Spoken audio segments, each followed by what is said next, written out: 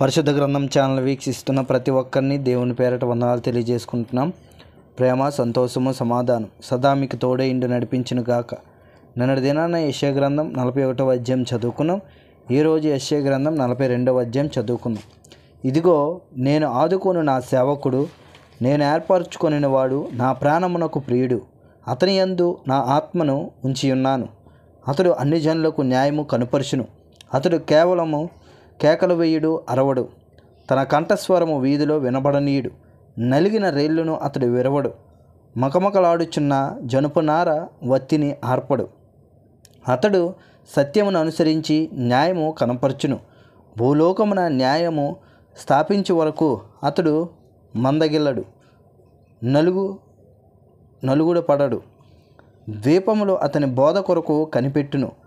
ఆకాశములు సృజించి వాటిని విశాలపరిచి, భూమిని అందులో పుట్టిన సమస్తమును పరిచి, దాని మీదనున్న జనులకు ప్రాణమును, దానిలో నడుచు వారికి జీవాత్మను ఇచ్చుచున్న దేవుడైన యెహోవా ఇలాగ సెలవిచ్చుచున్నాడు.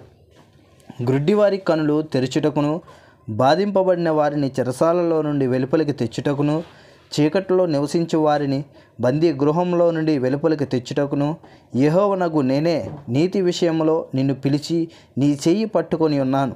నిన్ను కాపాడి ప్రజల కొరకు నిబంధనగాను అన్యజనులకు వెలుగుగాను నిన్ను నియమించి ఉన్నాను. యెహోవాను నేనే, ఇదే నా నామము. మరి ఎవనికిని నా మహిమను నేనిచ్చువాడను కాను.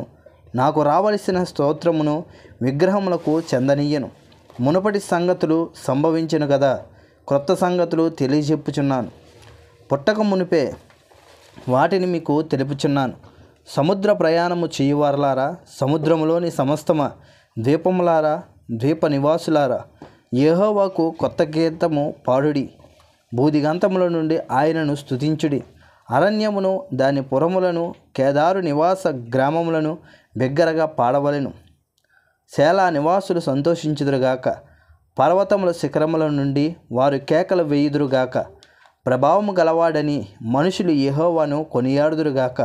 ద్వీపములలో ఆయనకు స్తోత్రము ప్రచురము చేయుదురుగాక. యెహోవా సూర్యుని వలె బయలుదేరును. యోధుని వలె ఆయన తన ఆసక్తి రేపుకొనును. ఆయన హుంకరించుచు తన శత్రువులను ఎదిరించును. వారి ఎదుట తన పరాక్రమమును కనుపరచును.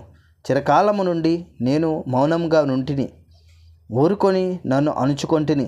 ప్రసవేదన పడు స్త్రీ వలె విడవకుండా నేను బలవంతముగా ఊపిరి తీయుచు ఒగర్చుచు రోజుచు ఉన్నాను. పర్వతములను, కొండలను పాడు చేయుదును.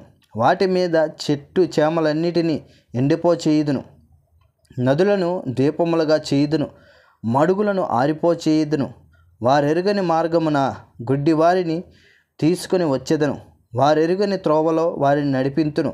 వారి ఎదుట చీకటిని వెలుగుగాను, వంకర త్రోవలను చక్కగాను చేయుదును.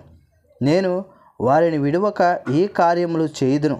చెక్కిన విగ్రహములను ఆశ్రయించి పోత విగ్రహములను చూచి, మీరే మాకు దేవతలని చెప్పువారు వెనుకకు తొలగి కేవలం సిగ్గుపడుచున్నారు. చెవిటివారలారా వినుడి, గుడ్డివారలారా మీరు గ్రహించినట్లు ఆలోచించుడి. నా సేవకుడు తప్ప మరి ఎవడు గుడ్డివాడు?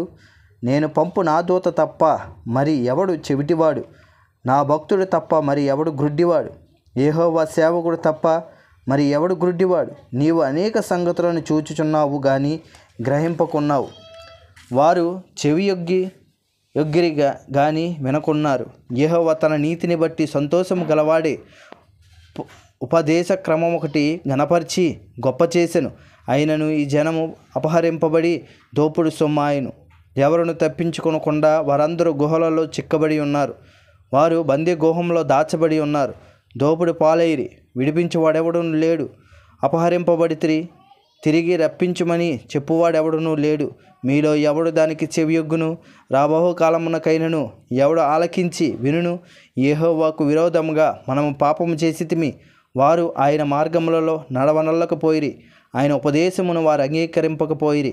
యాకోబును దోపుడు సొమ్ముగా అప్పగించిన వాడు, దోచుకొని వారికి ఇశ్రాయేలును అప్పగించిన వాడు యెహోవాయే కదా. కావున ఆయన వాని మీద తన కోపాగ్ని యుద్ధ బలమును కుమ్మరించెను.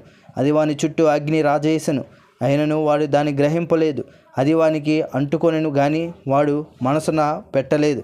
ఇంతటితో యెషయా గ్రంథం 42వ అధ్యాయం పూర్తయింది. రేపటి దినాన యెషయా గ్రంథం 43వ అధ్యాయం చదువుకుందాం.